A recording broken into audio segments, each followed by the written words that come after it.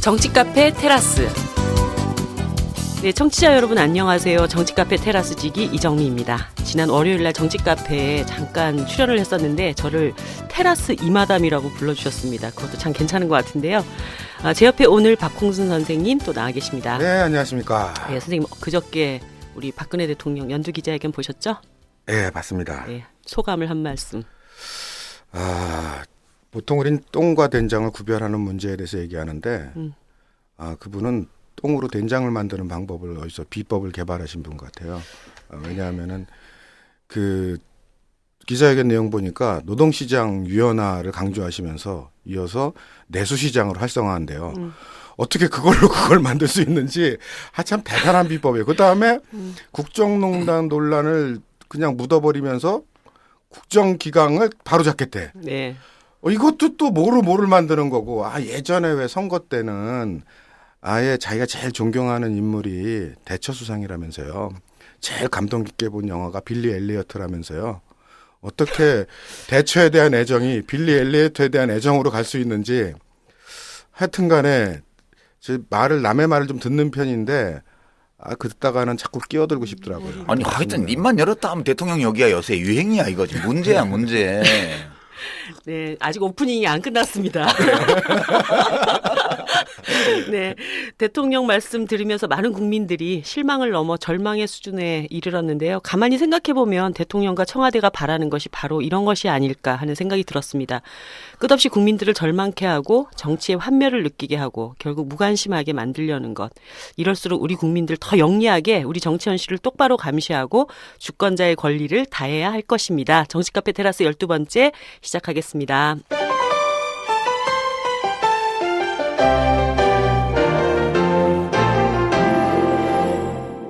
네, 2015년 새해를 맞은 지 벌써 보름이 되어가네요. 한 해 세웠던 계획과 도전들은 잘 지켜지고 계실까요? 너무나 각박한 세상에 그럼에도 불구하고 행복하게 살아야 할 권리가 있습니다.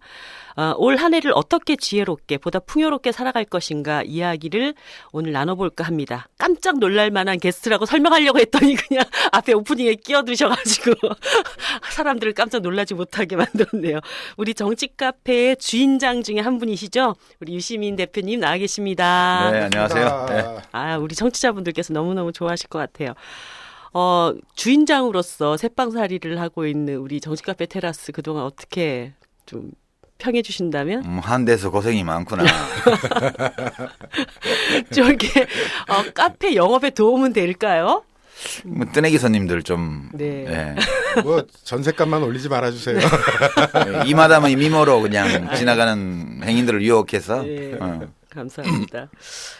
대표님 올해 금연을 결심하셨다는 얘기를 들었는데 한 해 동안 이제 많은 분들이 큰 결심들을 하잖아요. 그리고 담뱃값 인상 후에 국민 10명 중에 9명이 금연을 결심했다고 얘기를 하더라고요. 그래요? 네. 그 9명이 다 지금 지켜지고 있는지 모르겠어요. 설문조사 결과로는 이제 그렇게 나왔다고 하는데. 실제로 이렇게 다니다 보면 담배 연기가 훨씬 덜 나는 것 같아요. 네. 어디를 가도. 이 공간만 해도 그렇죠, 벌써. 우리 곽홍수 선생만 안 피우면 100% 금연입니다. 저는 누구처럼 불리한 건 안 들리고 유리한 것만 들려서요. 담배 끊는 과정에서 생기는 스트레스가 몸에 더 해롭다는 이런 말만 들려요. 그래서 잘 안 끊어요. 그래, 너무 오래 사는 것도 자손들한테 폐가 돼, 잘못하면. 행복하게 오래오래 살 수 있는. 적당히 살고 그냥 가야지. 네. 오늘 어쨌든 이제 15년을 계획하시는 많은 분들에게 15년 참 복잡하고 어려운 일도 많지만 조금 더 여유롭게 살 수 있는 그런 방안들 이런 것들 같이 좀 얘기를 해보려고 하는데요. 먼저 오늘은 이제 카페 주인장이라기보다는 이제 유시민이라고 하는 많은 분들이 정말 이렇게 사랑하고 애정하는 유시민이라는 사람에 대한 얘기부터 좀 시작을 해볼까 합니다. 사실 정치인 유시민이라고 하는 꼬리표로 오랫동안 생활을 하시다가 2년 전이었죠. 이제 작가 유시민으로 다시 돌아왔습니다. 그리고 국회의원, 장관, 당대표 이런 이제 생활을 하시다가 평당원이라고 하는 그런 애칭이 붙은 그런 시간들이었는데요. 제가 깜짝 놀랐어요. 위키백과사전에 유시민을 딱 검색을 했더니 제일 첫 문장이 뭐가 나오는지 아세요? 모르겠는데.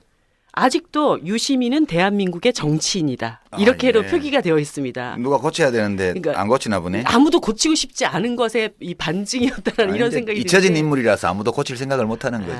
아, 그렇지는 않을 것 같은데요. 아무튼 그 2년의 시간에 대표님한테 무엇이 가장 많이 달라졌습니까?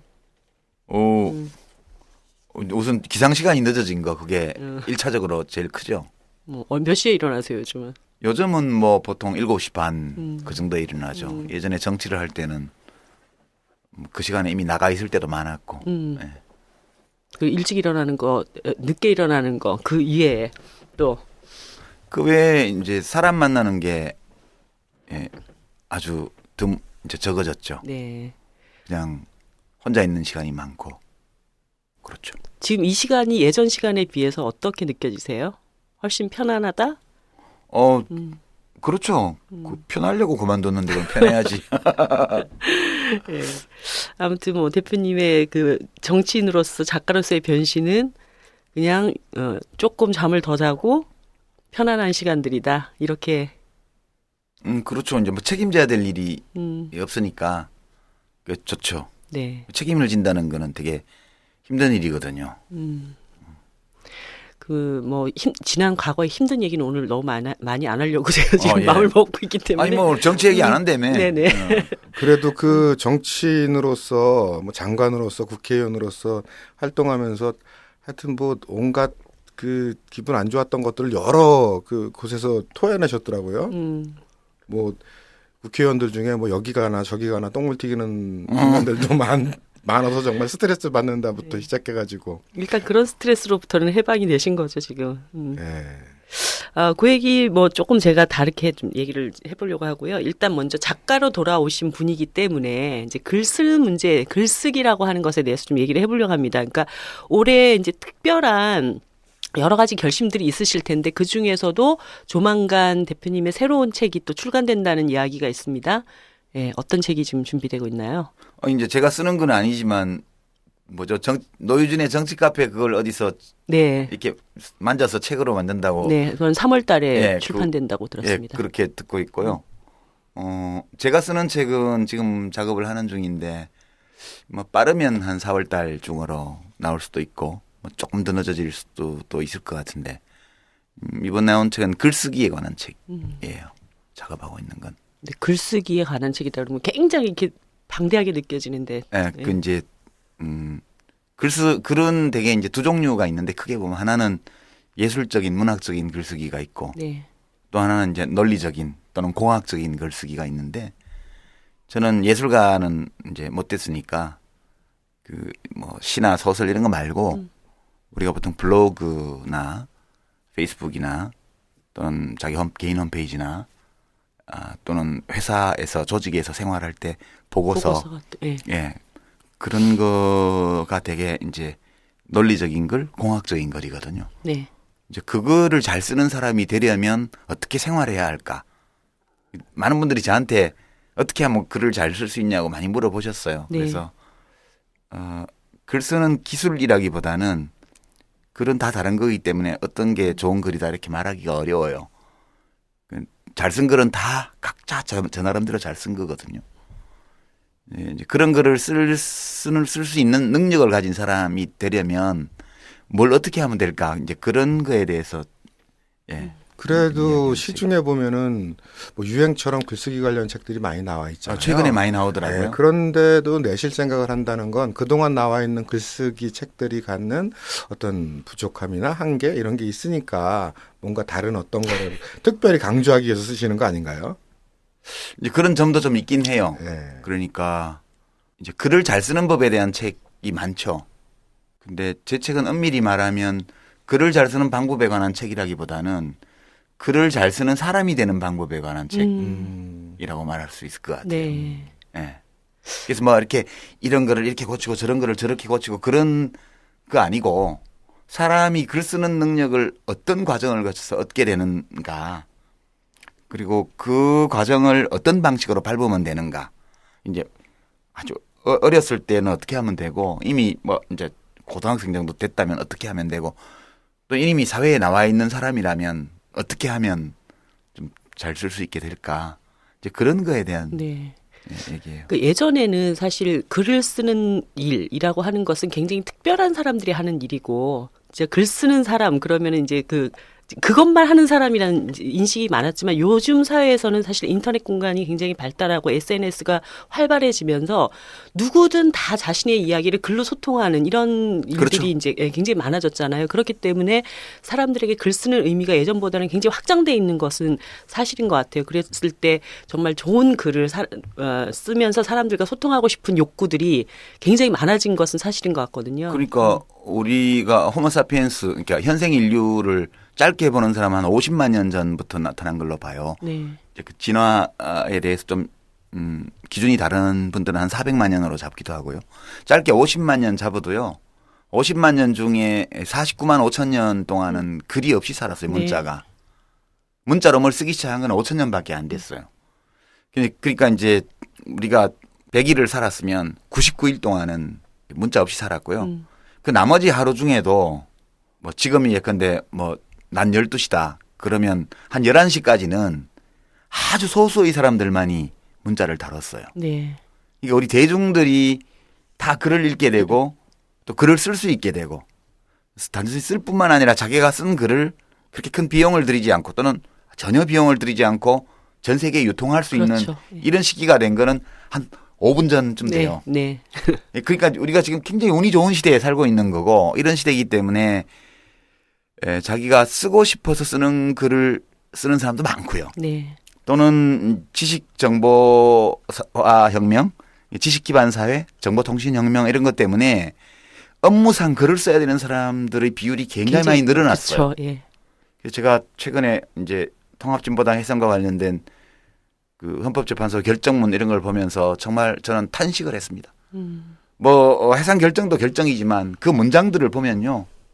헌법재판소 8분이 공동으로 쓴 그 결정문 145쪽짜리 그게 비문과 주술관계가 맞지 않는 비문과 부적절하게 결합된 단어의 조합, 그다음에 영어, 일본어, 서양말에서 온 문법 이런 걸로 뒤범벅이 된 정말 흉한 우리 글이거든요. 네. 그래서 어떻게 직업으로 글을 쓰는 사람들이 이렇게 글을 쓸 수가 있지?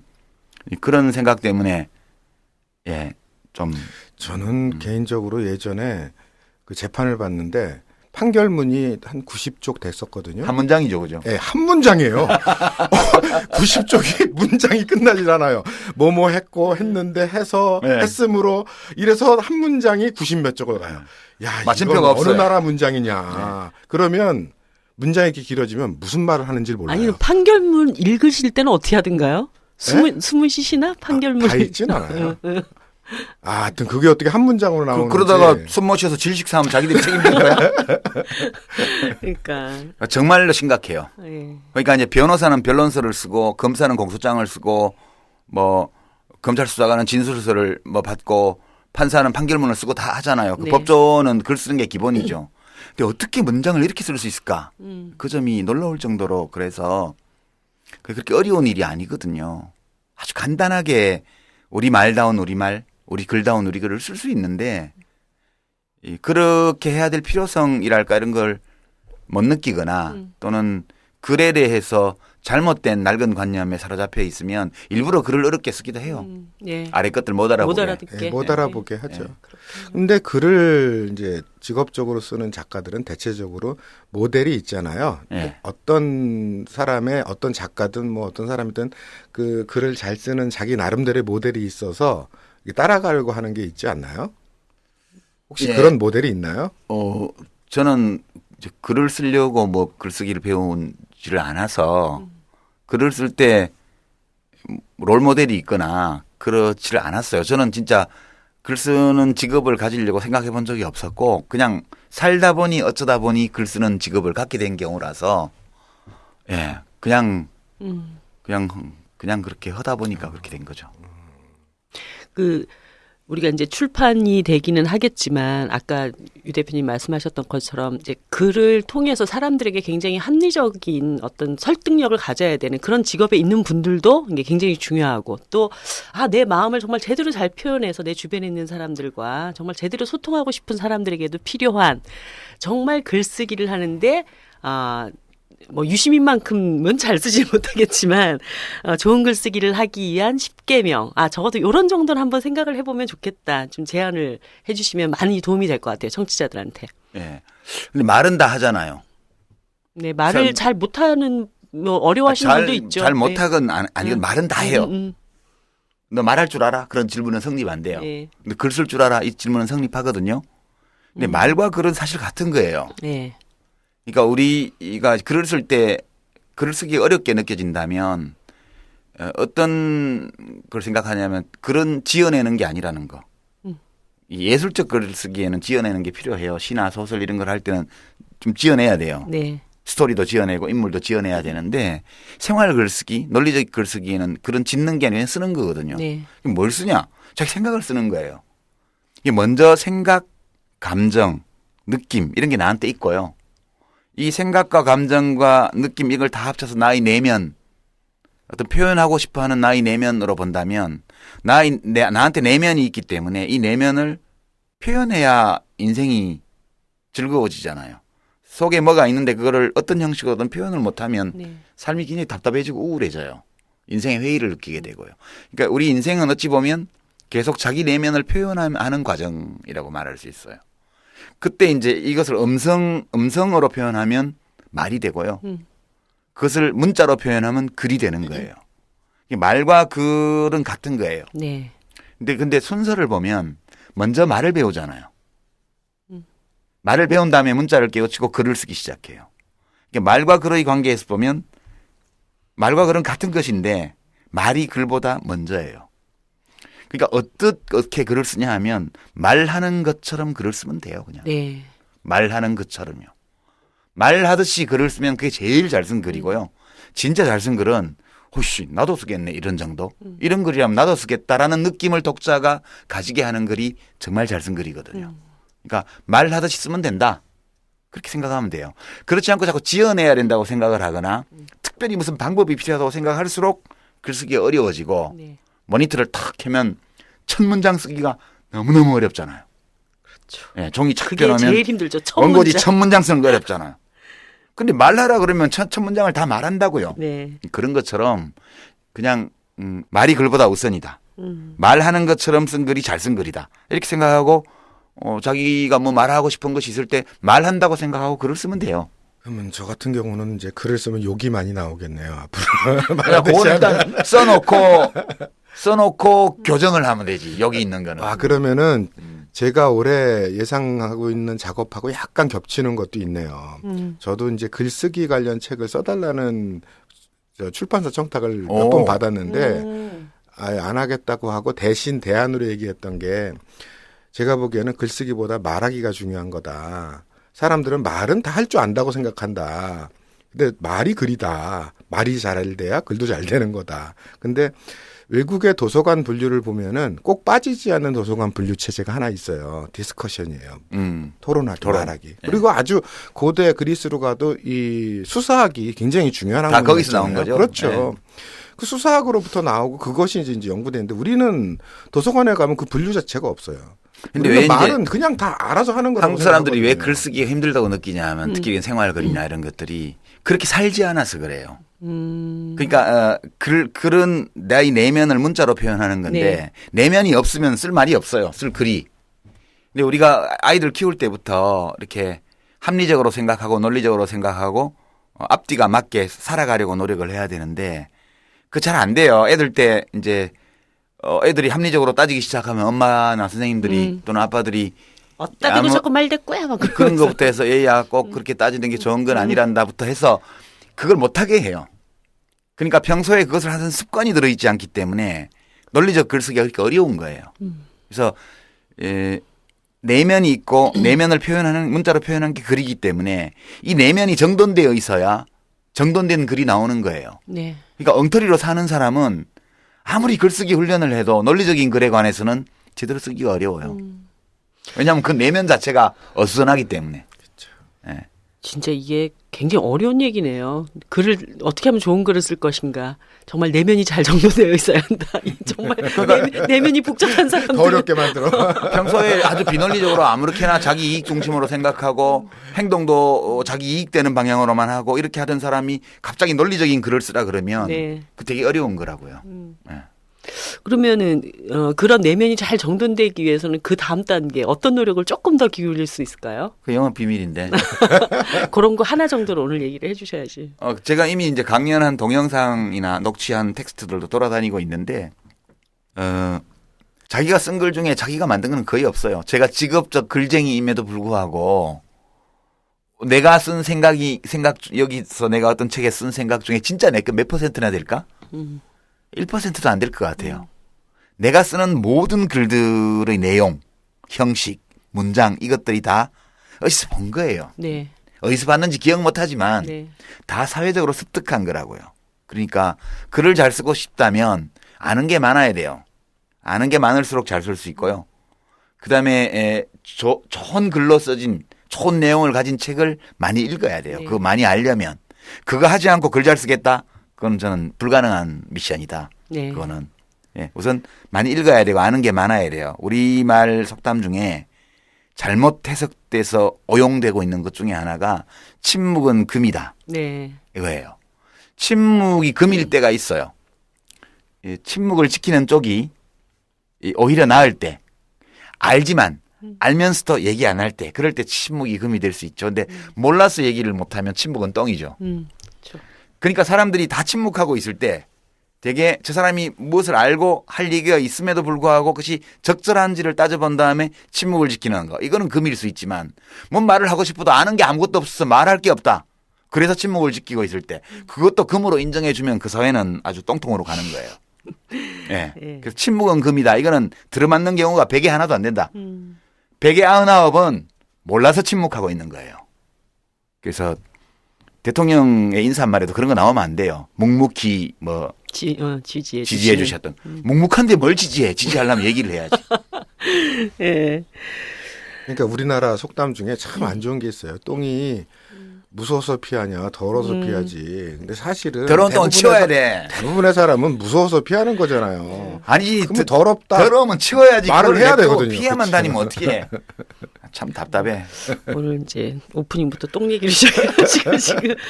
근데 저는 개인적으로는 저분의 글만 보면은 참 좋았어요. 김승옥. 아, 예. 저는 이제 문학이 아님에도 불구하고 논리적 글쓰기를 하는 사람임에도 불구하고 제가 보는 최고의 문장은 김승옥이다. 그래서 한 번은 그 김승옥 씨 책을 놓고 무진기행을 놓고 무진기행 김승옥 선생님 말씀하시는 거죠? 무진기행을 놓고 군더더기가 있는 구절이나 단어나 문장을 한번 빼보자라고 생각을 하고 봤어요. 그러니까 저는 뺄 게 없었어요. 너무나 좋더라고요. 그러니까 훌륭하죠. 제 모델이에요. 롤모델. 그래서 아니 군더더기가 없는 문장은 모든 글의 예. 이상이에요. 모든 글 쓰는 사람들의 로망이 네. 군더더기가 없는 거래요. 없어도 뜻을 전하고 느낌을 전하는데 아무 지장이 없는 단어가 하나도 없는 문장. 네. 그게 제일 좋은 문장이거든요. 그래서 이번 책에 제가 군더더기를 빼는 방법에 대한 그런 꼭지도 하나 들어있고요. 네. 거기서 사용한 예문은 참고로 말씀드려서 윤창중 전 청와대 대변인이 논설위원 시절에 문화일보에 썼던 칼럼 네. 하나를 제가 딱 갖다 놓고 재밌겠다. 이 군더더기에 밑줄을 쫙쫙 건 다음에 이제 제 윤창중 씨가 쓴 칼럼 중에 제일 잘 쓴 거를 골랐어요. 네네. 아주 문학적인 제일 잘 쓴 거를. 문학적 향취도 나고 네. 아주 괜찮아 보이는 거. 그걸 한 달락을 딱 해서 밑줄을 쫙 건 다음에 그걸 쫙 빼고 수정한 걸 밑에 붙여놨어요. 분량이 한 3분의 1 정도가 줄어드는데 네. 완전 딸기밭이겠네요. 빨간 펜으로 전부 다 지워가지고 딸기밭이었겠네요. 아주 기대가 됩니다. 제가 이제 이번 책에는 그런 인용을 많이 해요. 헌법재판소 결정문, 뭐 국무총리 담화문, 뭐 한다 하는 유명한 사람의 어떤 칼럼, 뭐 이런 것들 또 제일 많이 지적한 건 제 거. 네. 제가 옛날에 쓴 글이 어떻게 잘못됐는지를 좀 보여주는 이런 것들이 많아요. 대한민국에 정말 글 쓴다는 사람들이 다 권력의 중심에 가서 이 일을 하셨을 텐데 우리 대표님한테 전부 이제 빨간 줄로 쫙쫙 검사받고 아니 저 세월호 참사나고 나서 정홍원 국무총리가 발표한 담화문 같은 거는요. 제가 이 근 몇 년 동안에 본 최악의 문장이에요. 이 국가기관의 책임자들이 발표한 문장 중에는 예. 제가 거기 한 단락을 딱 인용했는데 세 문장인데 세 문장 다 복문이에요. 주술 관계가 둘 이상 있는. 그러니까 셋 다 주술 관계가 안 맞아요. 그러니까 하려고 하는 이야기가 자기한테 명료하게 정리가 잘 안 되면 그렇게 글이 꼬이는 것 같더라고요. 근데 사실 그 당시에 국무총리가 국민들한테 이것에 대해서 명확하게 정말 죽을 죄를 졌다든가 청와대에서 어떻게 하겠 이런 게 명확하게 전달하려는 메시지가 잘 정립이 돼 있지 않으니까 대통령 그런 거죠. 담화문은 좀 낫더라고. 비교해 보니까. 예, 좋은 글쓰기를 위한 두 가지 팁. 내면이 잘 정리돼 있어야 되고 좋은 책을 일상적으로 많이 읽어야 된다. 예. 그러니까 많이 읽어도 잘 못 쓰는 사람이 있을 수 있어요. 네. 그러나 좋은 책을 많이 읽지 않고 잘 쓰는 사람은 없어요. 네.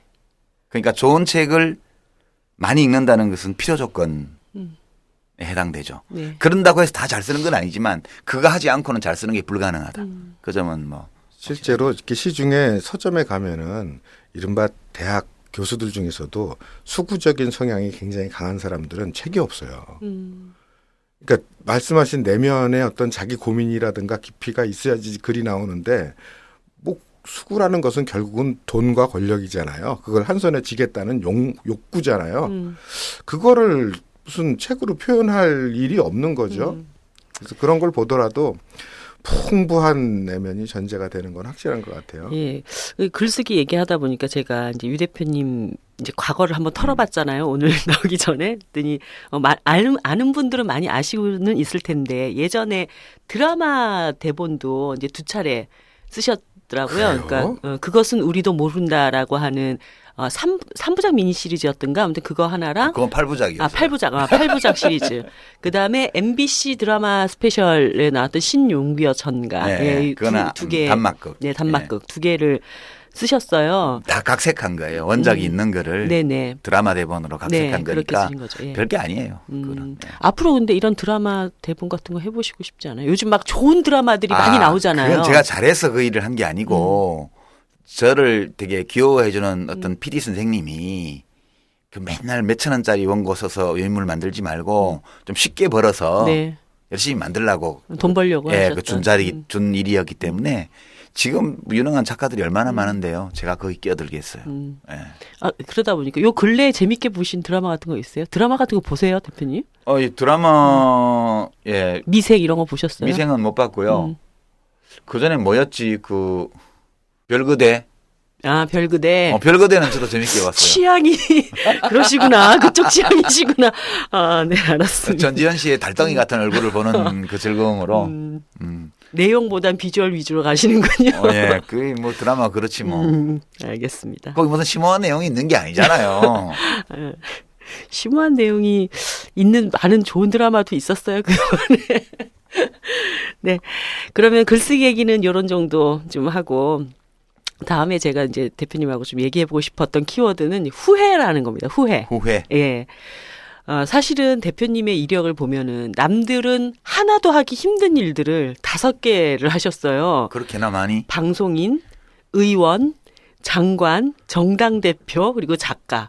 진짜 이것 중에 하나라도 되려고 지금 다들 목숨 걸고 살고 있는데 대표님은 5개나 하셨단 말이죠. 근데 이 일들 중에서 요 일은 나한테 제일 미련이 많이 남는 일이다.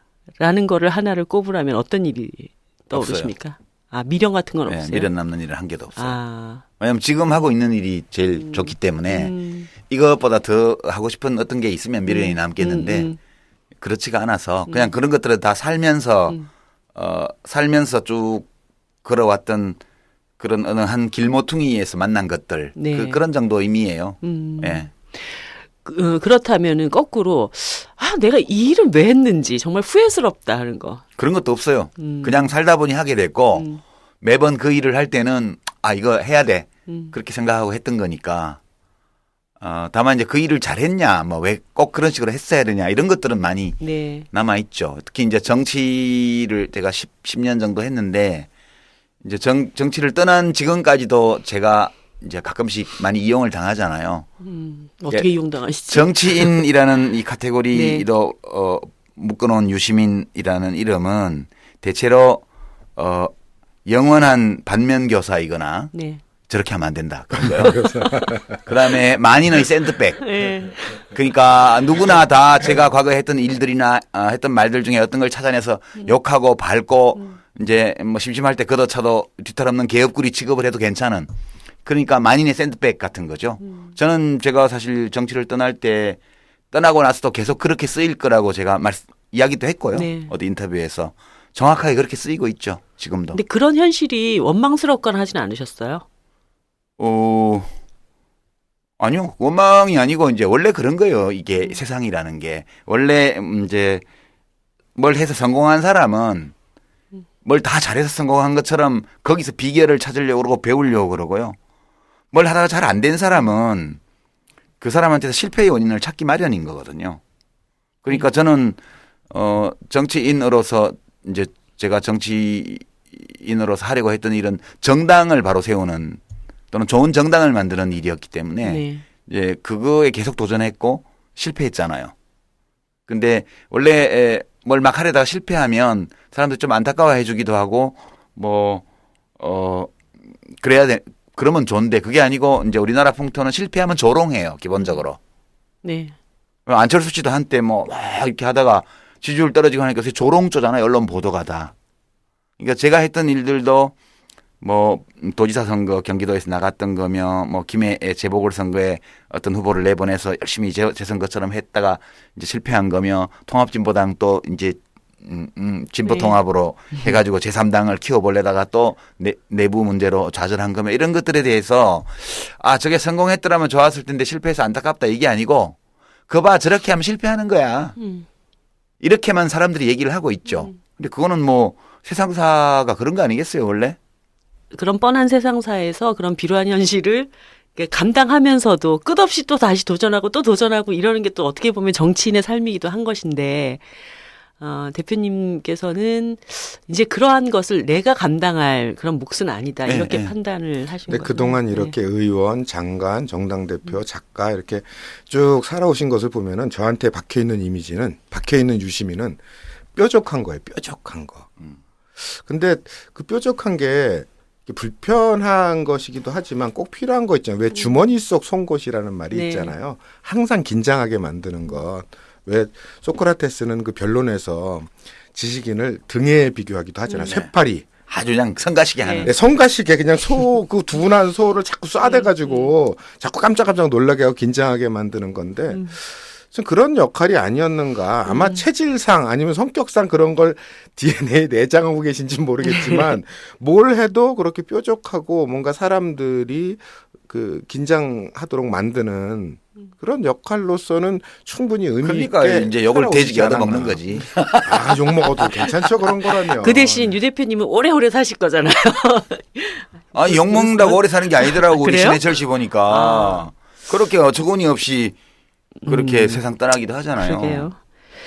아무튼 이제 아까 대표님께서는 미련도 후회도 이제 별로 없다. 모든 예. 일에 이런 얘기를 하셨지만 모든 사람이 이제 자신의 어떤 생애 결심을 세우고 어떤 일정한 시간이 지나게 되면 사실 외부의 공격보다 자기 스스로가 그것을 잘 이겨내지 못한 것에 대한 후회 때문에 더 자기를 괴롭히잖아요. 그래서 대표님께 본인 스스로에게 이제 다가오는 후회에 대처하는 법, 어떤 후회가 밀려들 때 인생을 좀 이렇게 극복하면서 하는 것이 좋지 않겠냐 이런 얘기를 좀 조언을 들어보고 제가 쓰는 싶습니다. 방법은 잊어버리는 거예요.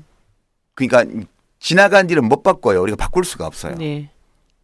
그 경제학에서는 그걸 매몰 비용이라고 네, 그러는데 매몰 이미 비용. 들어가 버린 거예요. 이미 그 돈을 써버렸고 이미 뭐가 만들어져 버렸고 지금 그걸 없는 것으로 할 수가 없어요. 이제 그런 것에 대해서는 그 계산에 안 넣는 게 제일 현명한 방법이거든요. 네. 그래서 이미 지나가 버린 일 그리고 그것에 대해서 어떻게 생각하느냐가 앞으로 나의 삶에 영향을 미칠 게 없는 일. 이런 일이라면 가능하면 생각 안 하는 게 최선의 방법이다. 빨리 잊어버리고 오늘 할 일을 생각을 하고 내일 할 일을 생각하는 쪽이 좋은 거다. 그렇게 봐요. 어차피 덧없는 시간이고 한번 흘러가는 것들은 다시 안 돌아오는 게 우리 인생이거든요. 근데 왜 그 남은 시간 알뜰히 살기도 힘든데 왜 지나가 버린 것을 붙들고 그렇게 하냐고요. 그것을 참 이렇게 맺고 끊기가 정말 어려운 게 그래서 인간인 것 같아요.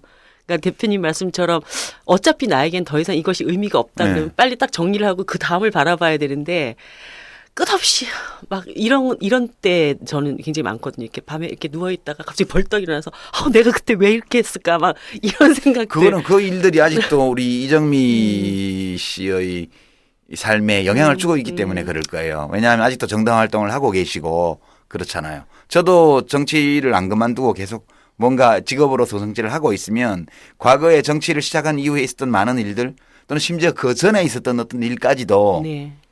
오늘의 나의 삶에 영향을 미치기 때문에 계속 그 생각을 하게 돼요. 그건 자연스러운 거기도 하거든요, 그게. 예. 그래서 사람마다 어떻게 차이도 있을 것 같아요. 언젠가 이렇게 방송 듣다 보니까 유 작가님하고 약간 좀 비슷한 정서가 있는 것 같더라고요. 저도 예전에 민주노동당 초기에 출마를 했었거든요. 민터민터가지고 했었는데 2004년도에 2004년도에요. 구로구에서 찾아봐야지 공보물이. 미치겠는 거예요. 안 맞는 거예요. 네. 제가 제일 싫은 게 뭐였냐면은 표 달라고 악수는 하는 거였어요. 악수를 못 하겠어요. 만나서 누구한테 뭘 나한테 주십시오 이런 게. 그게 이제 을이잖아요. 을. 그러니까 선거에 나가면 만나는 모든 사람과의 관계에서 내가 을이에요. 예.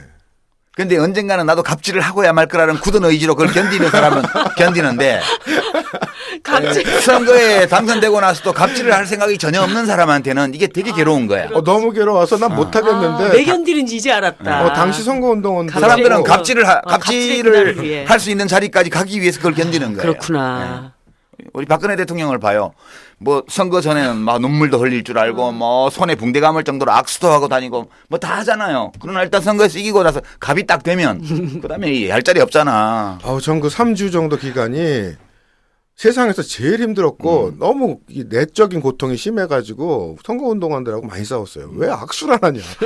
나 못하겠다. 몇 명 중에 한 사람만 싫은 기색을 내버려도 하기 싫고 막 그렇더라고요.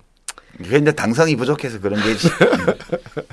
그게 꼭 당선만 가지고 안 되는 사람이 있는 건데 그런 사람까지 전부 그때 선거 나가라고 다 등 떠밀고. 근데 그 유 작가님도 이 사람 일은 모르는 거잖아요. 지금은 이제 한 매듭을 짓고 넘어섰고 다른 매듭을 또 만들고 있다 그러지만 또 언제 다시 또 정치할지 모르죠. 사람 일을 어찌 알겠어요. 사람들이 저렇게 많이 얘기를 하더라고요. 근데 이제 그거는 정치를 하고 싶은 사람이 이제 좀 좋게 보이려고 그렇게 말하는 거고요. 실제로 할 생각이 전혀 없으면 이제 그런 말에 동의 안 해요. 왜냐하면 자기가 선택하는 문제이기 네. 때문에. 경우에 따라 그런 선택을 할 수 있다 이렇게 생각을 한다면 뭐 그럴 수도 있죠 이렇게 넘어가겠는데 이제는 다시는 그런 선택을 할 생각이 전혀 없기 때문에 저는 이제 저한테는 그런 말은 해당 안 된다 그렇게. 제 주변에 이제 당원들도 굉장히 많이 물어봐요. 정말 우리 유 대표님은 정계복귀 안 하십니까? 그 간절한 그 고양이 눈 있잖아요. 정말 정계로 다시 돌아와 주세요. 이런 눈으로 저에게 막 질문을 해요. 그러면은 저는 애매하게 대답하지 않아요. 그러니까 나는 정치를 하는 유시민도 봤고 지금 이제 작가로서의 삶을 사는 유시민도 이제 어떻게 보면 짧은 기간 동안에 이제 두 모습을 다 봤는데 정치를 떠난 유시민의 얼굴에서 나는 너무너무 자유롭고 편안한 느낌을 굉장히 많이 보거든요. 그래서 지금 너무 좋은 것 같아요. 이 생활을 하는 게. 그래서 아마 돌아오지 않을 거라는 저는 굉장히 큰 기대란다. 혼난다. 이제 유시민 팬들한테 돌아오지 않을 거라는 그런 예상. 예상이 든다. 그러니까 정말 유시민이라는 사람을 좋아한다면 이것을 즐기게 우리가 도와주는 게 어떻겠습니까? 이런 얘기를. 어이, 감사합니다. 네, 잘하고 있죠, 제가? 서태지도 한 10년 걸렸죠? 서태지는 원래 가수잖아요. 원래 가수가 가수 활동을 접고 있다가 다시 가수를 한 경우고. 예. 자, 그러면 이제 다음 화두로 이제 자기 삶을 즐기는 법에 대해서 그럼 얘기를 좀 해보도록 할게요. 유 대표님이 삶을 즐기는 가장 큰 수단이 낚시 맞습니까? 낚시도 그 중에 하나죠. 그 중에 하나. 네. 예. 낚시를 하면 도대체 무슨 생각을 하세요? 그 긴 시간 동안?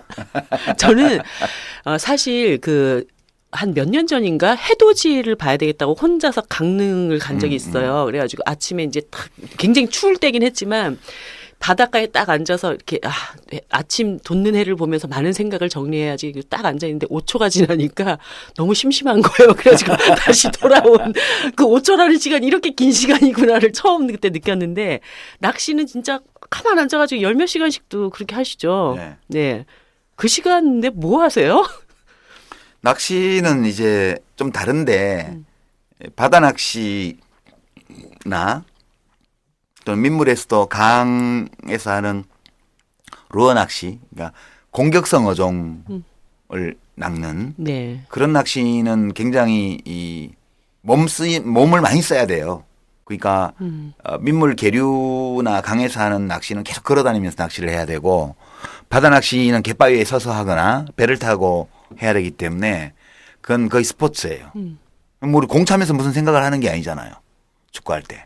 그런 것처럼 그냥 그건 스포츠고 네. 이제 민물 낚시 중에서 붕어 낚시가 이제 레저에 가깝죠. 그것은 매우 정적이고 그리고 한 자리에서 가만히 같은 자세로 앉아서 찌를 바라보는 그런 일이거든요. 되게 이제 캐스팅을 미끼를 달아서 캐스팅을 하고 나면 낚싯대 2대를 놓고 캐스팅을 한번 하고 나면 한 5분 내지 10분 정도를 가만히 보고만 있단 말이에요. 예, 붕어가 물면 또 낚겠지만 그렇지 않으면 10분 15분 이렇게 보고만 있는 거예요. 근데 되게 10분 5초가 길다고 그랬잖아요. 네. 10분이 전혀 길지 않아요. 물을 이렇게 보고 찌를 보고 뭐 물결에 반짝이는 부서지는 햇살도 보고 뭐 이렇게 보고 있으면 정말 5분 10분이 금방 지나가요. 그리고 입질이 한 번도 안 와도 1시간 정도 흘러가는 것은 정말 눈 깜짝할 새에 흘러가거든요. 이게 밖에서 보는 사람들은 지루해 보이지만 그러게요. 안 그렇고요. 그러니까 그 물만 바라보고 아무 생각을 안 하기 때문에 무슨 생각을 하는 게 아니고 낚시 제가 하는 붕어 낚시의 제일 큰 장점은 아무 생각도 안 하게 된다는 거예요. 그 시간이 어떻게 가는지를 몰라요. 아무 생각을 안 하기 때문에 시간이 굉장히 빠르게 지나가는 거예요. 낚시를 12시간을 하는데 12시간이 어떻게 지나가는지를 잘 몰라요.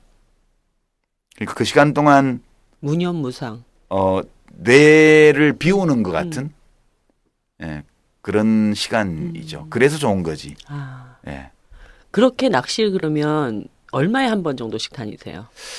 그거는 이제 민물은 시즌이 있어서 예. 되게 시즌이 이 3월 말부터 4월 말까지 그때가 이제 붕어 낚시 시즌이고 가을에 다시 한 9월 한 말부터 한 10월 말까지 이게 1년에 한 2차례 정도가 제대로 낚시를 하는 시즌이고 네. 나머지는 그냥 바람 쐬러 가는 거죠, 사실은. 풍광 좋고 물 맑은 데로. 그러니까 그 시즌에는 뭐 매주 가기도 하고요. 어떨 때는 바쁘지 않으면. 시즌이 아닐 때는 뭐 한 달에 한 번 이렇게 가기도 하고. 낚시 다니실 때 특별히 뭐라고 해야 돼? 절친? 이런 예. 사람하고 같이 낚시를 가니까 참 재밌었다. 이런 에피소드 같은 거 있으면 얘기 좀 해주세요. 우리 노회찬 대표님을 제가 접대를 좀 하려고 여러 차례 낚시터에 모셨는데 네. 그때 진보통합 논의할 때도 어떻게 좀 꼬아보려고. 네. 그 이제 노 대표님을 초대하려면 답사를 해야 돼요. 한 2, 3일 전에. 답사를 하고 그다음에 모셔다가 포인트를 찍어서 이제 해드리는데 낚시가 잘 되다가도 대표님만 예, 노대표님 오시면 안 잡히는구나. 낚시가 너무 잘 되는 거예요. 저기 어디야 파주에 있는 네. 큰 이제 계곡 저수지인데 하여튼 넣으면 입질이에요. 네. 그래서 이제 제 제일 친한 낚시 친구는 그때 아메리카노 커피 심부름 때문에 시끄러웠던 제 수행비서 지금은 네. 우리 회사 직원이에요. 네. 제가 사업자 등록을 했기 때문에 둘이서 낚시를 제일 많이 다닌단 말이에요. 그러니까 둘이서 낚시를 하다가 낚시가 너무 잘 되니까 노 대표님을 모시고 와야 되겠다. 그래서 낚시 채비며 살림망이며 다 그대로 놔두고 노 대표님한테 전화를 해서 내일 아침 7시에 오시라고. 그렇게 우린 집에 가서 자고 왔어요. 집에서 1시간 거리니까. 그 자고 그 다음날 아침에 다시 와서 낚시를 하는데 낚시가 안 전혀 돼. 안 되는 거야. 미치고 환장하는 거예요. 이게 언젠가는 하여튼 노 대표님을 한번 손맛을 보게 해드려야 그게 되는데. 약간 노 대표님 이상하다. 노 대표님은 물고기랑 물속에 들어가서 물고기랑 대화하실 분인데. 아니 그게 아니라 뭐가 안 맞나 봐 궁합이 물고기랑 되다가도 노 대표님이 나타나면 낚시가 안 된다니까. 아니 그런 이 기가 있잖아 사람한테. 그런데 이제 물고기가 꼬이게 만드는 기가 있고 물고기를 쫓는 기가 있는데. 붕어들이 유머 감각이 없나 봐. 아, 그게 징크스예요. 그렇구나. 그리고 이제 세사연인가요? 지금 그 정태인 원장 예. 또 낚시를 좋아하는데 제가 몇 번 낚시를 차 태워서 데리고 가봤는데 이제 요새는 안 데리고 가요. 왜냐하면 낚시는 10분밖에 안 하고 술 계속 드시죠? 술만 먹기 때문에 그럴 것 같아. 머리 아파요. 공기 좋은 데서 술 네. 드시러 가는 거죠. 거기 어떨 때는 낚시. 비 와서 빨리 철수해야 되는데 술 먹고 그거 자고 있어가지고 매먹이고 그래서 제가 안 데리고 가요 요새는. 아 근데 이게 옆길로 잠깐 했는데 제가 정태인 교수님한테 너무너무 놀랬던 게 그 전날 술을 그렇게 많이 드셔도 그날 아침 일찍 나가가지고 컬럼 쓰고 뭐하고 또 글을 막 쓰세요. 취중에다 하는 거야, 취중에. 작취 미성 상태에서. 그러니까 글쓰기는 음주 글쓰기 단속이 없으니까 다행이지. 단속이 있으면 아침에 쓴 글도 다 음주 지필로 다 걸리게 돼 있어. 대단한 분이다는 근데 생각이 들어요. 낚시가 됐든 뭐가 됐든 자기 혼자만의 시간을 갖는 거는 굉장히 중요한 것 같아요. 우리는 꽉 차야 쓴다고 생각하잖아요. 제 친구 중에 화가가 있는데 걔 지론이 이거예요. 그림을 안 그려야 좋은 그림이 나온다. 안 그리고 좀 이렇게 비워놓고 있을 때 어느 순간 욕구가 막 생긴대요. 그렇죠. 그때 그려야 제대로 나온다 이거예요. 근데 우리는 사실은 하루 중에 가만 생각해 보면 혼자 있는 시간이 없어요. 밤에 자기 집에 와서도 낮에 대용품들이 방 안에 다 있어요. TV, 컴퓨터, 그다음에 스마트폰. 머리맡에까지 갖고 가서 보잖아요. 그러니까요. 혼자 있을 시간이 없다는 거는 그만큼 생각을 안 한다는 아니, 잠자리에 얘기잖아요. 들기 직전까지 국제 정세를 다 살피고 네. 프랑스에서 뭐 무슨 저 테러 난 거 이런 거 다 살피고 잠자리에 들어요. 이게 네. 도대체 우리가 뭘 어떻게 살고 있는 거야? 그러니까요. 그리고 이 SNS 때문에 우리 많은 당직자들, 우리 당의 당직자들도 좀 그럴 텐데 막 밤 10시, 11시까지 업무가 계속 연장되는 거예요. 스마트폰 상에서. 저는 스마트폰을 안 쓰는데 제 첫 스마트폰이 12시 반 1시에도 뭐 알림이 오죠. 아똑 그러기도 하고 뭐 이상하게 띵동 그러기도 하고 뭐 시끄러워요 붕붕 울기도 하고 보니까 카톡방이 보통 5-6개씩 되잖아요. 네. 그러니까 뭐 어디 카톡방에서 누가 뭐 하여튼 그렇게들 살고 있잖아요. 쉼이 없는 것 같아요. 쉼. 이런. 낚시는 이제 그 낚시하는 자체도 굉장히 이제 여백을 만드는 걸로 저한테는 중요하고 아울러서 이제 낚시터를 가면 저는 이제 고기가 많이 낚이는 데보다는 뭐 그것도 고려해야 되지만 물이 맑고 환경이 깨끗하고 네. 바람도 시원하고 풍광도 탁 트인데 이런 데 가서 낚시를 해요. 네. 근데 항상 갈 때는 그 근처에 맛집이 있는지도 같이 보죠. 그래서 낚시를 하다가 그 시골에 있는 맛있는 식당들이 있거든요. 네. 맛집들이 느긋하게 시골 밥상 받거나 또는 시골 돼지고기 삼겹살 같은 거 먹거나 이런 것도 이제 재미 중에 하나죠. 네. 아니 그래서 이제 그 연달아서 제가 여쭤보고 싶었던 게 이제 올해 뭐 우리 뭐 직장인들이나 많은 청취자분들이 일상적으로 쉴 수 있는 시간은 많지 않기 때문에 여유가 된다면 이런 코스는 한번 추천하고 싶다. 그래서 어디를 가면서 어떤 맛집을 좀 들려봐라. 이렇게 유시민이 추천하는 뭐 여행 코스 뭐 이런 걸 한번 제안을 해주세요. 예. 아니요, 저는 이제 전라도를 잘 가는 편인데, 네. 그러니까 제가 좋아하는 장소 중에 하나가 순천만 같은데, 이제 순천만. 갈대밭, 네. 예, 거기 겨울에는 이제 고니 큰 고니도 오고 뭐 새들도 많이 오기 때문에 요즘 탐조 시설도 많이 늘었다고 그러고요. 거기 낙조 이런 게 굉장히 좋아요. 그리고 이제 이철에는 가면 순천 벌교 쪽에 이제 꼬막이 네. 참꼬막이 대단히 맛있는 시기이고. 또 순천 가면 맛집들이 또 몇 네, 군데 있거든요. 그렇죠. 예, 그래서 뭐 순천 대원식당이나 뭐 유심천 관광호텔 한식집이나 이런 데들이 되게 맛있는 남도 요리를 해요. 그것도 맛보고 순천만 새구경도 하고 겨울 갈대밭도 괜찮거든요. 네. 그렇게 하고 석양도 보고 이게 되게 좋은 자주 가지는 못하지만 되게 좋은 코스고요. 네. 진도도 괜찮아요. 진도가 지난번 참사 이후에 굉장히 경제적으로 어려워졌다고 그러는데 진도는 우선 이순신 장군 충무공 유적지들이 많은 곳이고요. 네. 그다음에 그 지금철에는 가면 그 간재미가 굉장히 맛있어요. 진도 네. 간재미가. 그 진도 읍내 가면 신호등 회관이라고 있는데 신호등 회관. 예, 그 집에 간재미 회무침이 아주 이 계절에 끝내주거든요. 신호등 회관에. 이 가을에 여름 가을에 가면 늦여름부터 가을까지는 전어로 해주고요. 네. 이제 날이 추워져서 겨울이 돌아오면 한 12월 들으면 그때부터는 간재미 봄까지 간재미가 가는데 간재미 해무침이 아주 끝내줍니다. 거기에 네. 그 진도는 예 거기 풍광도 아주 좋은 곳이고 지난번 참사 이후에 지역 경제가 피폐한 상태에 있기 때문에 많이들 그냥 2박 3일 정도 혹은 주말 이용해서 금요일부터 일요일 저녁까지 여행하실 거면 진도 가서 굳이 팽목항 가서 뭐 꽃 던지고 안 해도 돼요. 마음만 네. 그렇게 가지고 가고 여유가 있으면 가서 한번 국화꽃이라도 한 송이 가서 바다에 던지고 그리고 팽목항 바로 왼쪽에 서망항이라고 작은 항구가 또 있어요. 거기 가면 이제 그쪽 분들이 간국이라고 먹는 게 있는데 간국. 예, 간국이라는 게 생선을 말려서 우럭이라든가 이제 이런 것들을 말려가지고 네네. 염장해서 말린 생선으로 국을 끓이는 거예요. 그걸 간국이라고 그래요.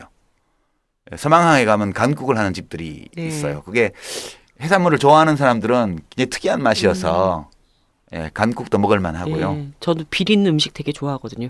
예, 그다음에 이제 뭐 완도는 물론 괜찮고 해남도 좋죠. 해남. 예. 예, 해남은 지금 가면 진도는 지금 가면 이제 대파가 온 들판에 가득해요. 1월 달에 가보면 한겨울에도 얼지 않기 때문에 사방 다 대파고요. 대파 수확을 지금 많이 하고 있어서 이 차를 창문을 열고 가면 이 파밭에서 파를 뽑을 때 나는 대파 냄새가 바람에 실려서 올 정도로 그렇게 좋고요. 해남은 지금 가면 배추밭이 눈 닿는 모든 곳이 배추밭이에요. 배추 안 뽑나 아직? 지금 뽑죠. 지금도 뽑고 계속 뽑아요. 네. 겨울 배추, 해남의 겨울 배추는 굉장히 따뜻해서 아직 있나 보죠. 추울 때도 바깥에만 늘지 이제 바깥 잎을 한 두 잎만 제쳐내면 안에는 안 늘어요. 네네. 근데 겨울 배추의 맛은 이게 수분이 적어서 굉장히 바삭바삭해요. 배추가. 네. 그래서 해남은 모든 식당에서 밑반찬으로 날배추를 주거든요. 날배추의 된장, 젓국. 날배추의 젓갈. 이렇게 해서 뭐 해남 지금 가시면 갈만한 데는 뭐 겨울 대흥사도 네, 괜찮고요. 대형사 좋죠. 예. 예, 그 대흥사는 절도 좋지만 그 초입에 있는 주차장에서 네. 그 절 입구까지 걸어가는 그 길이 굉장히 오래된 나무가 많고 겨울에도 굉장히 괜찮아요. 봄에는 더 좋고요. 네. 그렇고 대형사 좋고요. 그다음에 음식은 뭐 해남 가면 지금 매생이 국도 지금 식당들이 많이 할 때고 거기 가면 닭요리촌이 있습니다. 닭마을이요. 해남에. 해남의 닭 대형사 가기 전에 마을. 닭집이 한 10개쯤 있는 마을이 있어요. 그래요? 거기 이제 집들이 다 이름이 통닭인데 뭐 장수 통닭, 무슨 통닭, 뭐 진미 통닭 예. 이렇게 통닭이라고 붙여져 있어요. 저도 처음에는 통째로 튀긴 닭을 보통 통닭이라고 하는데 근데 그게 아니고 큰 장닭, 토종닭을 이렇게 아니요. 그 이제 코스로 나오죠. 네네네. 근데 예, 회부터 해서 나오는 발하고 거. 이런 건 다져서 이제 회 비슷하게 예. 나오고 가슴살도 나오고. 가슴살도 이제 회로 나오기도 예. 하고 닭 껍데기도 데쳐서 예. 회로 주기도 하고요. 그다음에 이제 양념구이에서 절반 먹고 네. 나머지 절반은 백숙으로 삶고, 먹고 예, 그다음에 백숙으로 죽. 먹고 죽 먹고 네. 그게 5만 원, 5만 5천 원 지금 5만 5천 원으로 올라왔는지 모르겠다. 작년까지 5만 원이었는데 어른 남자 4사람이 시커 먹어요. 네. 5만 원이에요. 진짜 믿기 어렵지만. 야, 오늘 먹방 좋네요. 그게 이제 해남은 해산물 요리 기본적으로 있는 거는 물론이고 예. 이거 닭 코스 요리 진짜 맛있어요. 해남 닭이 참 맛있습니다. 미식가 두 분은 근데 이렇게 슬림하신데 난 미식가랑 거리 가면 저는 왜 이렇게 살이 쪘는지. 아니 그게 아니라 한 다음 주 주말쯤에 순천이나 진도를 갔는데 노유진 정치 카페 청취자분들이 거기서 와글와글 서로 만나는 거에서 번개 같은 거 하면 재밌겠다 거기서. 예. 진도도 맛집이 몇 군데 있어요. 이제 그 소고기 구이하고 묵은지 네. 이 묵은지를 이렇게 하여튼 먹는 그 집도 맛있더라고요. 묵은지 식당이에요. 그 집은. 묵은지 식당. 네, 묵은지 식당이고 식당들이 많아요. 이제 그 맛있는 집들이. 네. 근데 제일 권하고 싶은 건 역시 간재미 회무침. 간재미 회무침. 밥을 비벼서 먹는데 정말 저는 밥 먹을 때 어지간해서는 이마에 땀이 안 나는데 그 회무침에 밥을 비벼 먹으면 이마에 땀이 나요. 네. 아주 정말 땡기네. 네. 그러지 말고 정치 카페랑 테라스랑 MT 한번 가시죠. 간재미 해무침 먹으러. 간장에 넣어치 네. 진짜 신고이네. 양념을 어떻게 그렇게 하나 몰라. 정말 아무튼 이 남도 음식이라는 게 정말 이게 그 깊은 맛이 그것도 있잖아요. 4만 5천 원인가 5만 원 받는데 남자 넷이 먹어요. 네. 회무침 한 사라에? 네, 한 사라예요. 밑반찬하고 별로 이렇게 안 해서. 비싸다 진짜. 그쪽은 음식값이 싸죠. 8천 원짜리 동네 한정식집 가면 그렇죠. 점심에 반찬이 정말 뭐- 맛있게 먹어요. 네. 네. 막 반찬 포개 가지고 나오죠 상위 위에. 이게 저희가 이제 낚시를 다니면 바다 낚시든 민물 낚시든 근처에 있는 맛집들을 항상 수배해 놓죠. 네. 왜냐하면 여행이라는 건 기본적으로 먹는 게 즐거움의 절반이잖아요. 그렇죠. 사람에 따라서 여행의 개념이 다 달라요. 이제 술꾼은 여행이 뭐냐? 멀리 가서 술 먹는 거. 공기 예. 좋은 데서 술 먹는 예. 거. 그다음에 저 이제 진짜 뭐 급한데. 또 어떤 사람들은 여행은 뭐냐 멀리 가서 고스톱 치는 거 그런 거고요. 이제 어떤 사람들은 여행이란 뭐냐 멀리 가서 맛있는 걸 먹는 거. 저는 여행이란 멀리 가서 맛있는 거에 소주 한 잔 마시는 거. 난 소주가 없어도 돼요. 맛있는 음식이면 돼요.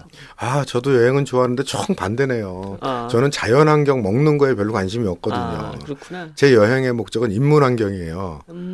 주로 미술관 뭐 이런 거 가서 사는 거라서 남들이 절대 같이 안 가려고 하는 정말 재미없게 막 열흘 미술관에 박혀 있다고 막 이런 건데 전 그 시간이 너무 행복해요. 해남 배추밭 풍경은요. 되게 배추밭을 바로 넘어가네. 그거는 정말 풍경이 볼만한 풍경이에요. 네. 그게 제가 이제 겨울에 좀 시간을 많이 내서 갈 수 있으면 그쪽이 제일 따뜻하거든요. 네네. 1월 달에는. 맞아요. 그래서 이제 갈만하고요. 지금도 물낚시를 다 해요. 붕어 낚시를. 해남에 1월 달에도 해남이나 그 바다잖아. 예, 진도 이런 데는 이제 바다 낚시도 하지만 네. 거기 바다로 들어가는 수로에 겨울에 널지 않는 수로가 많아서 한겨울에 1월 달에도 다 붕어 낚시를 해요. 네. 그래서 이제 진짜 붕어꾼들은 이 겨울에 낚시할 데가 없기 때문에 서울서 거기까지 되게 4시간 반이면 가거든요. 네. 그래서 차 몰고 가서 낚시도 하고요. 뭐 그렇게 하기 때문에 정말 이 계절은 예, 거기가 이제 가서 좋은 계절이고 올해 덜 추워서 임진강 쪽은 원래는 좀 신기한 풍광이 있는데 네. 임진강 쪽은 한강 임진강 하구 쪽이 겨울 되면 유빙이 있거든요. 예, 보셨어요, 예. 그런 거? 아니, 못 봤어요. 아, 그게 이제 겨울에 많이 춥고 눈이 많이 내리고 하면 얼음이 열고 얼음 위에 눈이 얹혀가지고 그게 덩어리 져갖고 한강 위를 떠다녀요. 그래서 제가 이제 파주 쪽을 가면 그 일산대교 지나서 행주대교부터 그게 나타나기 시작해요. 네. 많이 추우면. 그러니까 밀물 때 그 유빙이 떠가지고 거꾸로 역류해가지고 가양대교 근처까지 가요. 그리고 이제 썰물 되면 그게 밑으로 떠내려가서 자 이제 파주 있는 데까지 내려오게 되고요. 그 위에 눈이 녹지 않은 채. 예, 그러니까 그 꼭 무슨 우리나라 같지가 않아요. 저 그러니까 이제 남극에 예, 그래서 이제 서풍 갈 때는 한겨울에 추운 날에 그 유빙이 있을 때는 그걸 구경하면서 한강 따라서 쭉 자유로 따라서 와가지고 네. 거기서 이제 37번 국도인가요? 그걸 해서 임진강 쪽으로 빠지면 거기 맛있는 황복집 장어집들이 또 거기 가면 있거든요. 예, 그것도 이제 당일치기 나들이 코스로는 이 계절에는 그거 아주 괜찮아요. 지금도 유빙이 좀 있긴 해요. 네. 예, 아주 카메라 하나 들고 와서 찍으면 멋진 장면 나올 겁니다. 그렇지 말고 날 잡읍시다. 이거는 바로 가는 걸로. 근데 이제 황복이나 장어는 값이 조금 나가요. 예산을 좀 넉넉하게 준비하셔야 돼요. 네, 알겠습니다. 자, 그러면은 올 한 해 여러분들이 몇 군데 다니셔야 될 때 많은 돈 들이지 않고 많은 시간 투자하지 않고 국내에서 좀 이렇게 다녀볼 만한 곳 말씀드렸고요. 해외 여행도 많이 다니셨잖아요. 좀 다녔죠, 뭐. 네, 좀. 근데 이제 다들 다 얘기를 듣기는 어려울 것 같고, 그래도 좀 우리 뭐 물 바깥으로 나가보고 싶은 분들한테 그나마 값이 저렴하면서도 요런 데는 한번 가서 좀 여러 가지 배움의 기회도 되고 휴식의 기회도 될 만한 곳이다 추천을 한 군데만 해주신다면 어딜까요? 아니 뭐 여행 가는 게 놀러 가는 거지 뭐 배우러 가는 거예요. 그냥 배우러 가는 거는 뭐 그렇고 그러니까 저는 이제 미국이나 이런 데는 뭐 출장만 가봤고 일본도 그렇고 유럽 독일에서 유학하던 시절에 이제 유럽 국가들은 조금 다녀봤고 그 뒤에 이제 돌아와서 뭐 가끔 동남아 국가나 뭐 유럽이나 이런 데 가본 편이죠. 근데 제가 지금까지 가본 도시 중에는 바르셀로나가 제일 괜찮았던 것 같아요. 예, 바르셀로나가 그 이제 에어텔로 가면 비행기하고 숙박만 예약해 놓고 바르셀로나 시내는 지하철이랑 대중교통이 좋아서 네. 다 대중교통으로 다닐 수가 있어요. 그리고 거기 가면 뭐 우리 몬주이 건덕도 있고 그 이제 피카소나 네. 미로 또 가우디 이런 가우디, 모더니스트 또. 3대 모더니스트들의 흔적이 도처에 있고요. 또 뭐 투우도 있고 플라멩코도 있고 문화적인 다양성도 굉장히 풍부한 나라고 음식도 되게 우리하고 잘 맞아요. 그 바르셀로나가 제가 가본 도시 중에는 다시 가고 싶다면 어디를 제일 가고 싶냐 이러면 첫 번째가 바르셀로나고 두 번째가 프라하, 체코 프라하가 두 번째로 이제 가고 싶은 곳이에요. 저로서는. 근데 비용이 좀 많이 들어서 개 보야죠 뭐 한번 가려면. 개 타야 가지고. 보통은 유럽 그러면은 사람들이 이제 환상을 꿈꾸는 게 파리잖아요. 네. 샹젤리제. 파리는 뭐 근데 사람들 사실 너무 불친절해 가면은 가지고 가기 싫어. 볼 게 없어요.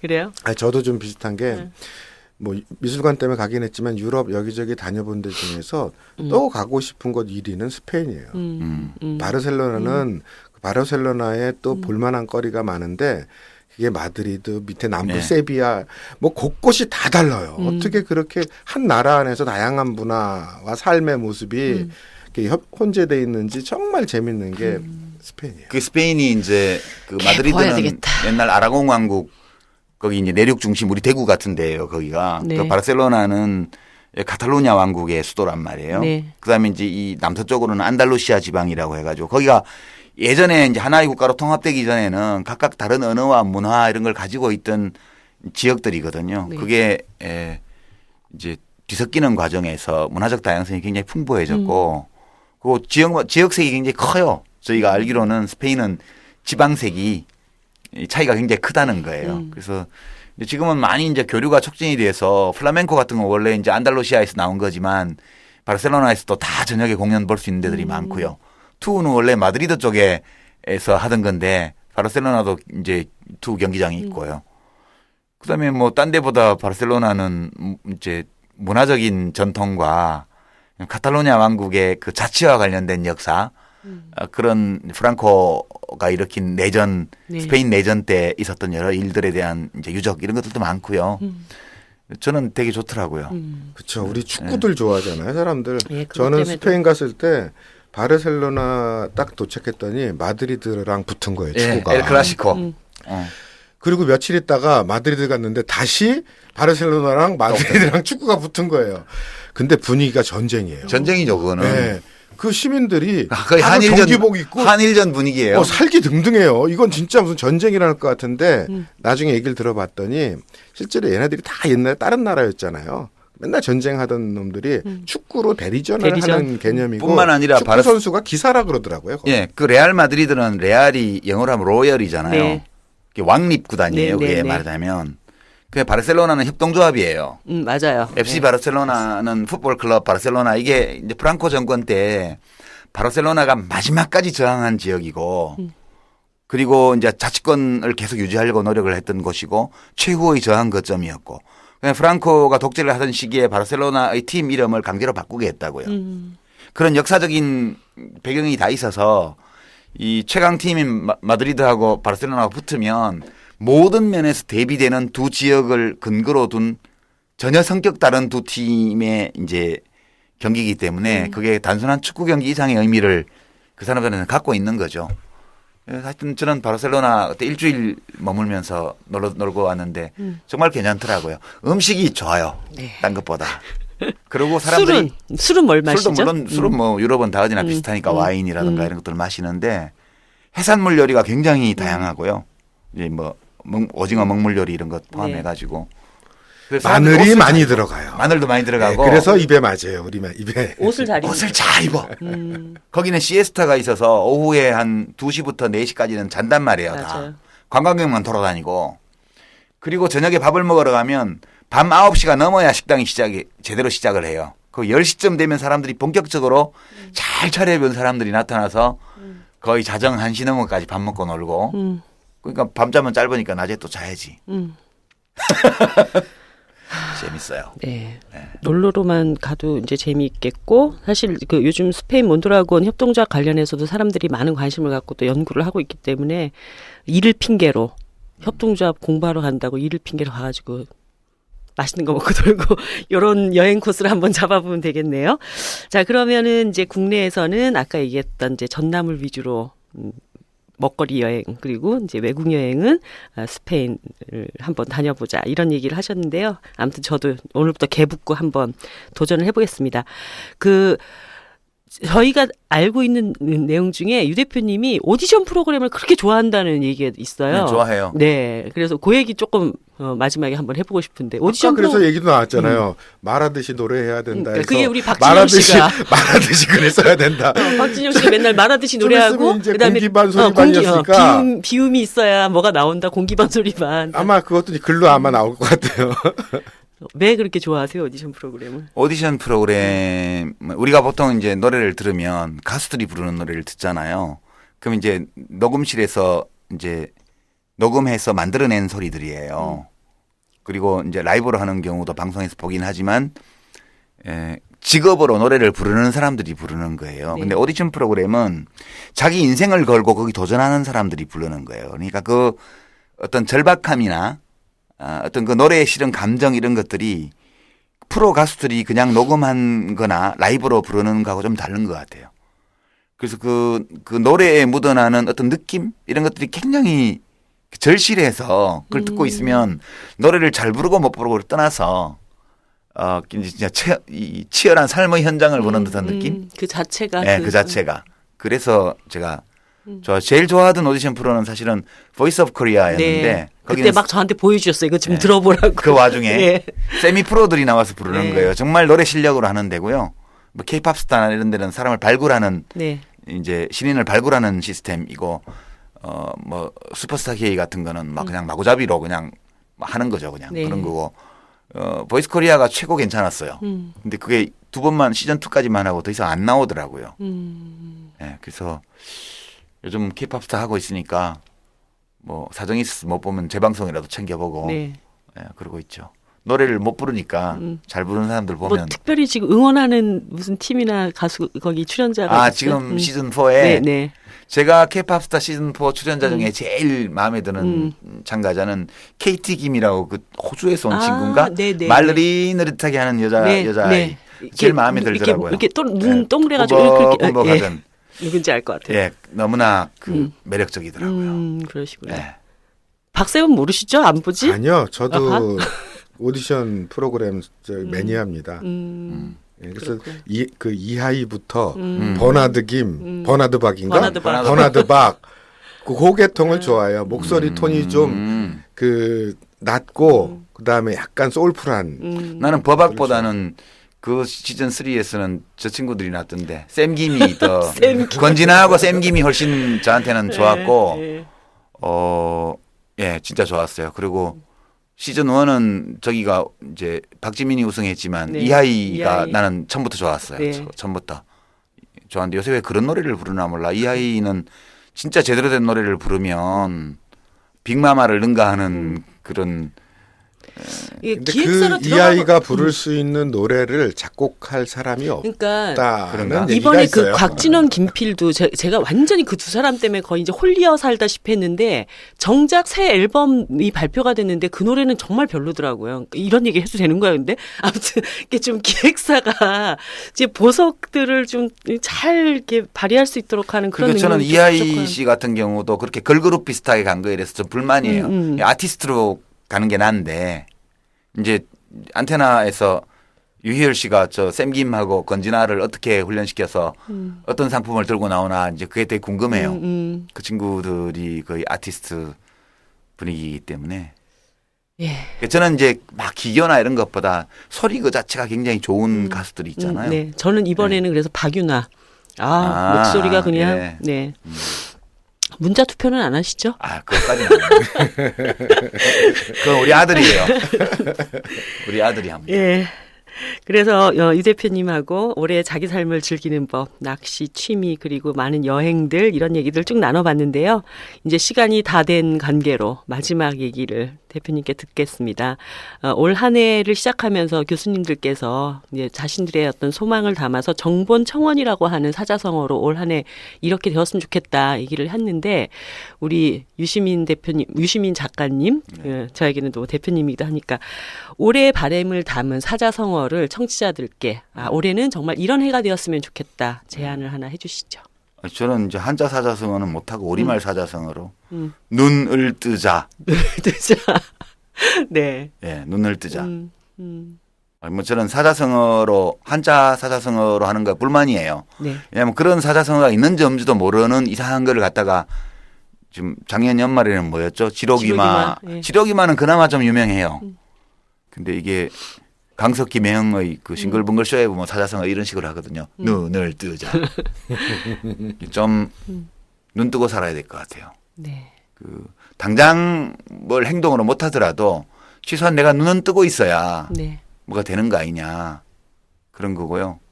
그 욕망이라든가 이런 편견이라든가 이런 것들 때문에 눈이 감긴 사람이 너무너무 많아요. 저는 뭐 사람들이 모였다 하면 요즘 뭐 다는 아니고 절반이 그렇겠죠. 박근혜 대통령 지지율이 국정수행 지지율이 40%는 넘는다고 그러니까 국민 절반은 대통령이 열심히 하려고 하는데 왜 저렇게 흔들어대고 공격하고 나쁜 놈들 야당 나쁜 놈들 나빠 이렇게 얘기하는 사람이 반 되고 나머지 반은 모였다 하면 대통령 이제 욕하는 게 또 생활처럼 돼 있는데 이게 그런다고 이게 무슨 대통령 한 사람 때문에 이게 다 이렇게 된 걸까? 저는 아니라고 봐요. 우리 자신이 너무나 많은 사람들이 눈을 감고 산다는 생각 또는 눈을 뜨고 있음에도 불구하고 앞에 뭐가 씌어가지고 자기 자신을 못 보고 남을 못 보고 세상을 못 보는 거예요. 그래서 사회가 이런 거거든요. 그래서 저는 눈 뜨고 눈앞에 뭐가 이렇게 씌워져 있으면 좀 걷어내고 제대로 세상을 한번 보자 우리가. 네. 생각도 다르고 인생관도 다르고 이해관계도 많이 다르지만 그래도 보이는 거 있는 그대로 좀 보고 우리가 얘기를 하면 좋겠다. 그래서 뭐 앞에 빨간색으로 탁 눈앞에 이렇게 뭐 쳐놓고 세상 다 빨갛게 보인다고 그렇게 하는 이런 것도 좀 없어지면 좋겠고요. 그리고 그 반대쪽에서도 마찬가지로 내가 싫어하는 쪽들이 하는 잘못된 행태를 계속 공격하면서 내가 하는 모든 일이 다 올바른 거 아니냐는 식의 착각? 둘 다 틀리는 경우도 많거든. 그런 데서 좀 벗어나는 그런 시기가 왔으면 좋겠어요. 그래서 눈을 뜨자. 네. 어떻습니까, 박쌤? 눈을 뜨자.